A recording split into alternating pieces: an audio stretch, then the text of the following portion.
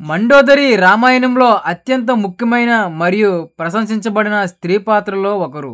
ఆమెను పంచకన్యలలో ఒకరిగా పరిగణిస్తారు. మండోదరి తండ్రి పేరు మయాబ్రహ్మ.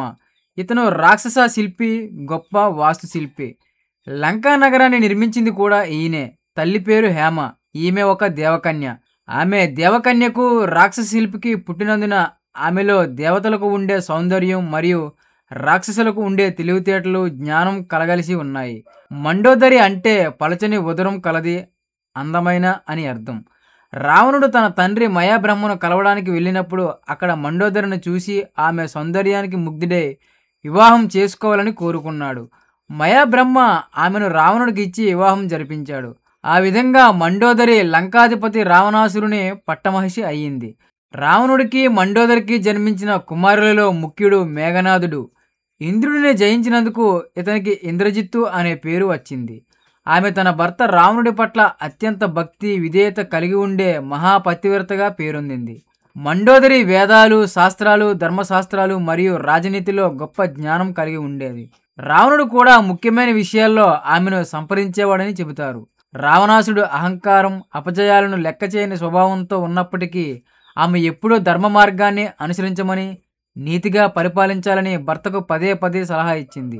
సీతను అపహరించుకుని లంకకు తీసుకొచ్చినప్పుడు మండోదరి తీవ్రంగా వ్యతిరేకించింది. ఇది అధర్మమని, సీతను రాముడికి తిరిగి అప్పగించి క్షమాపణ కోరమని రావణుడికి పదే పదే నచ్చజెప్పడానికి ప్రయత్నించింది. ఈ చర్య రావణుడికి పతనానికి దారితీస్తుందని ఆమె ముందుగానే గ్రహించింది. రావణుడి మరణం తర్వాత మండోదరి తీవ్ర దుఃఖంలో మునిగిపోయింది. ధర్మం ప్రకారం రావణుడి తమ్ముడైన విభీషణుడు లంకాధిపతి అయినప్పుడు రాముడి సలహా మేరకు మండోదరిని వివాహం చేసుకుంటాడు. దీని వెనుక ముఖ్య ఉద్దేశం మండోదరిని అన్యాయం నుండి రక్షించడం, మండోదరి ద్వారా రాజధర్మాన్ని, లంకా సంస్కృతిని కొనసాగించడం, విధవైన మండోదరికి సామాజిక భద్రత కల్పించడం. ఆ విధంగా మండోదరి కొత్త రాజు విభీషణుడి భార్యగా, లంకకు రాజమాతగా ధర్మాన్ని పాటించే మార్గంలో పయనించింది. మండోదరి రాక్షస వంశంలో జన్మించినప్పటికీ పతివ్రత, ధర్మజ్ఞానం మరియు ఉన్నతమైన వ్యక్తిత్వానికి ప్రతీకగా నిలిచింది. అందుకే ఆమెను నిత్యం స్మరించుకోదగిన పంచకన్యల్లో ఒకరిగా పూజిస్తారు. రామాయణంలో ఆమెకున్న ముఖ్యమైన స్థానాల్లో ఒకటి ఆమెను నిత్య సుమంగలిగా పరిగణించడం. అంటే ఆమె ఎప్పుడూ సుమంగలిగా ఉండాలని ఒక వరం పొందినట్లు ఒక ప్రచారం ఉంది. రావణుడి మరణం తర్వాత రాముడు ఆమెను ఓదార్చి ఆమెను తన మరిది విభీషణుడు వివాహం చేసుకునేలా ఆదేశిస్తాడు. ఈ నిర్ణయం వెనుక ముఖ్య ఉద్దేశం, వాల్మీకి రామాయణంలో మండోదరి సీతను అపహరించవద్దని మాత్రమే రావణుడి హెచ్చరించింది. కొన్ని ప్రాంతీయ రామాయణాలలో మరియు జానపద కథలలో మండోదరి, సీతకు మధ్య ఒక ప్రత్యేక అనుబంధం ఉన్నట్లు చెబుతారు. ఒక కథనం ప్రకారం మండోదరియే సీతకు తల్లి అని చెబుతారు. రావణుడు ఒక యాగం కోసం ఒక పాత్రలో రక్తాన్ని పోసి దాన్ని ఒక చోట పాతి పెడతాడు. ఆ రక్తం నుండి జన్మించిన శిశువే సీత. మరో కథ ప్రకారం మండోదరి ఒక ముని శాపం కారణంగా గర్భవతి అయ్యి ఆ శిశువును ఒక డబ్బాలో పెట్టి సముద్రంలో విసిరేయగా అది జనక మహారాజుకు దొరికిందని చెబుతారు.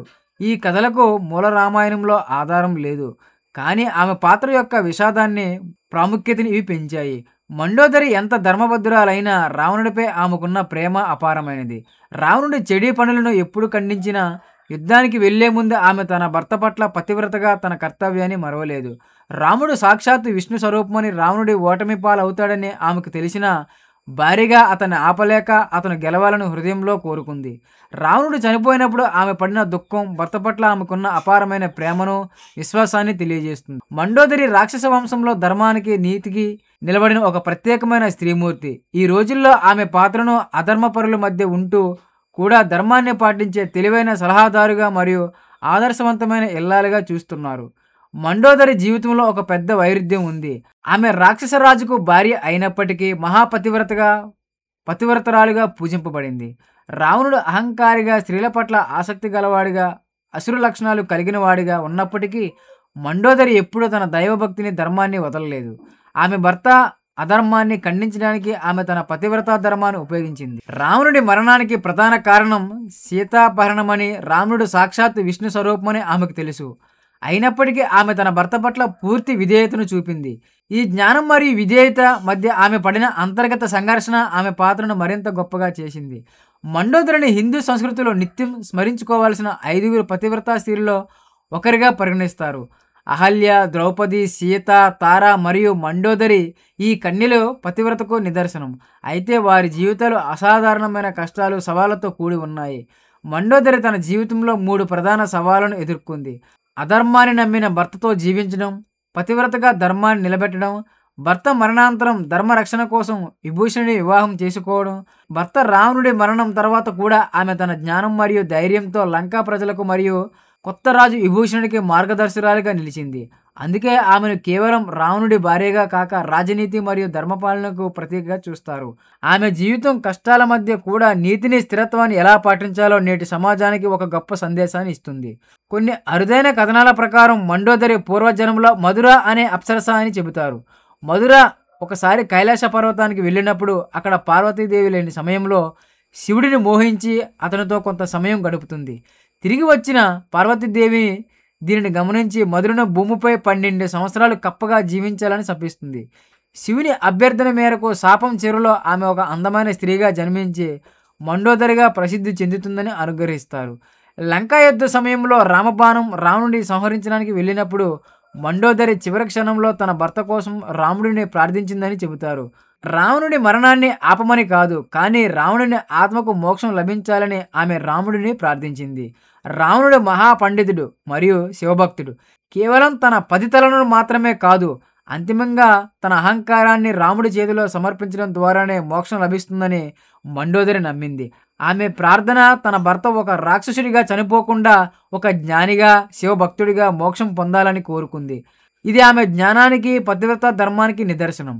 మండోదరి కథ కేవలం విషాదంతో ముగియలేదు, అది ధర్మం మరియు త్యాగం యొక్క విజయంతో ముగిసింది. ఆమె జీవితంలోని అంతిమ అధ్యాయం చాలా శక్తివంతమైనది. ఆమె తన జీవితంలోని విషాదాన్ని పక్కన పెట్టి లంకా సంక్షేమం కోసం ఆ త్యాగాన్ని అంగీకరించింది. అందుకే ఆమె తన భర్త చనిపోయిన భర్త పక్షం నుంచే మరొక రాజుకు భారీగా నిలిచి నిత్య సుమంగళి అనే గౌరవాన్ని నిలబెట్టుకుంది. ఆ విధంగా మండోదరి పతివ్రతా ధర్మాన్ని నిలబెట్టింది. ఆమె రావణుడి అంతఃపురంలో అంతరించకుండా లంకా సింహాసనాన్ని కాపాడిన ఒక తెలివైన, శక్తివంతమైన రాణిగా చరిత్రలో మిగిలిపోయింది.